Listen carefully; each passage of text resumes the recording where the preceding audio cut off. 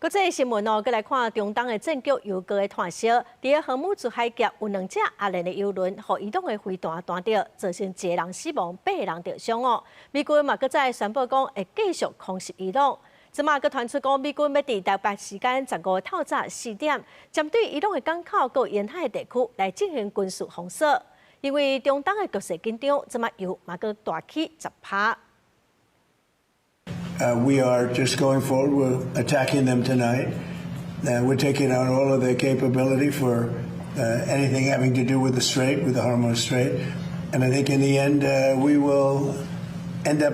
just controlling the whole thing. 根據《紐約時報》提到的文件，美國總統川普在初10正式致函給國會，表示美軍按初7開始會對伊朗境內目標實施防禦性打擊。按頂禮拜周末開始，美軍中央司令部擱一屆小連續3天去打伊朗，累積打擊超過300個目標。若上新一屆攻擊是因為2隻阿聯的油輪13行佇咧荷姆茲海峽的阿曼航道頂懸去予伊朗標到，準導火有人傷亡。若是革命衛隊的指控這2隻油輪因甲導航系統關掉，而且無要插伊朗當局的警告，才會對因出手。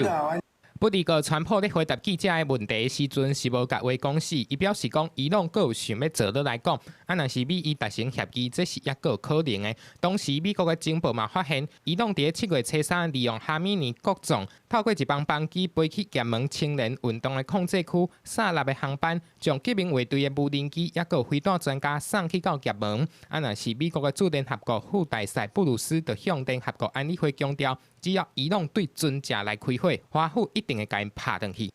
If Iran shoots its ships, we will immediately respond with force. 即馬中東的戰火就要開始滾價 ，CNN 等等的媒體就報道，目前至少10隻美國的軍機佇咧阿拉伯聯合大公國的外海、阿曼灣，抑閣沙烏地阿拉伯頂懸安尼飛來飛去。因為美國海軍咧華的聯合海上信息中心嘛證實，美軍佇咧台北時間15半暝4點開始，會閣一屆軍事封鎖伊朗的港口，抑閣沿海地區。نیروهای مسلح جمهوری اسلامی ایران با هر گونه اختلال و ناامنی برای عبور و مرور کشتی‌های تجاری و نفتکش توسط ارتش متجاوز و راهزن آمریکا خارج از مسیر تعیین شده ایران و بدون مجوز نیروهای مسلح با شدت برخورد می‌نماید. 若即馬伊朗嘛拍算對行去波灣的船隻來收錢，川普政府13嘛頭一擺宣布，要對行去到荷姆茲海峽的商船，每一隻收貨不價值2成金額來當作是維安的費用。